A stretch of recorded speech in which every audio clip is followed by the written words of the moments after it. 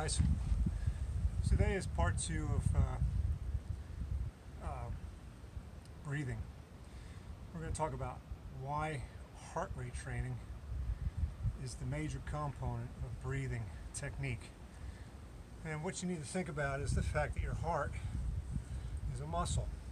And it's the pumping action of that muscle that moves the oxygen and the nutrients all throughout your body, and likewise takes all the waste product that your body produces, the CO2, lactic acids, and all that other stuff.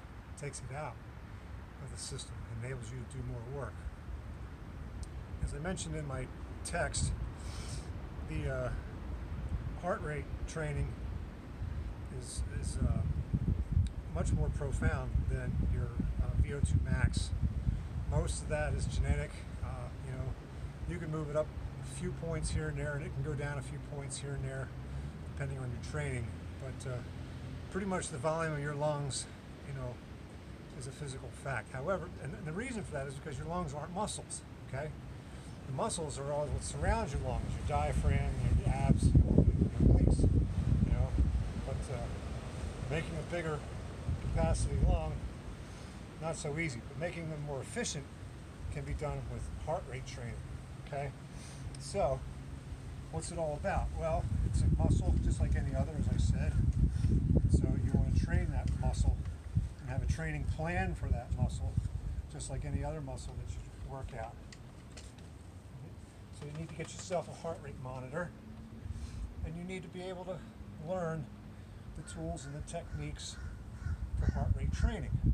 Okay, and I'm not going to go into all those yet, but I'm going to tell you this, that if you have a Garmin watch or a Fitbit or something like that, you probably have a heart rate monitor on there that either works on your wrist, or if you have a chest strap from Garmin, they're like $25, and they connect through Bluetooth to your watch. Okay, and you collect your data with it. Now, if you're going to be a runner or anything that involves cardio work like running or rowing or skiing or biking, heart rate training is critical, and you're going to want to be able to do it. So, what's it all about? Well, it's all about getting your heart rate trained up into one of two zones. One of them is the aerobic zone. Aerobic meaning oxygen getting into your system. The other one is the anaerobic zone, and there's a threshold in there, okay? And that threshold is something that you typically don't want to pass. You want to stay in your aerobic zone for probably 80% of your training. It's very contrary to what most people believe out here in the workout world. And the myth is, if I'm going to be doing running or biking or rowing, then I got to go faster, I got to go longer, farther, and I got to go harder. I mean, just balls out, every single time, every training run. And they think because we talked about that train like you race and race like you train, that it applies to this, and it does not. Okay? In this case, your aerobic training is almost 80% of all of your training time staying in that aerobic zone where your heart rate is still efficiently pumping oxygen, you're still burning the sugars, not a lot of fat, and you're below what they call your lactic threshold. In other words, your muscles aren't getting tired real quickly. You're very efficient. You can run for a long, long time at the pace, at the heart rate you're at. And this is what marathoners do. Okay, they're at that nice aerobic threshold level where if they go above it, then they start to hit the wall. That's what they mean when they hit that wall. They've used up all their sugar stores. Their heart rate is too high, and you can't sustain it. No professional athlete can sustain an above threshold heart rate for very long. I mean, we're talking maybe minutes, period, okay?